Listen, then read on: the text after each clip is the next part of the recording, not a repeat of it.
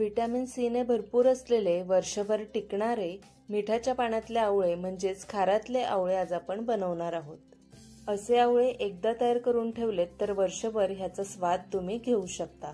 तर त्यासाठी एका पातेल्यामध्ये मी 5 ग्लास पाणी घेतलेले आहे। त्यात 1 छोटा चमचा हळद, 2 चमचे मीठ हे मिक्स करून घेऊया आणि गॅसवर ठेवून ह्या पाण्याला एक उकळी काढून घेऊया। पाण्याला उकळी आली की आपल्याला हे पाणी अर्ध होईपर्यंत आटवून घ्यायचंय। पाणी उकळून अर्ध झालेलं आहे। आता ते कोमट व्हायला ठेवून देऊया। इथे मी अर्धा किलो आवळे घेतलेले आहेत। ते स्वच्छ पाण्याने धुवून एकदम कोरडे करून घ्यायचे। कोरडे केले नाहीत तर मग ते खराब होऊ शकतात।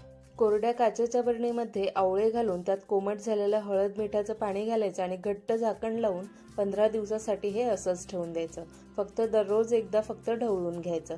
15 दिवसानंतर आवळ्यांची तुरट चव असते ती पूर्णपणे निघून जातं आणि मीठ हळद छान मुरतं सुद्धा।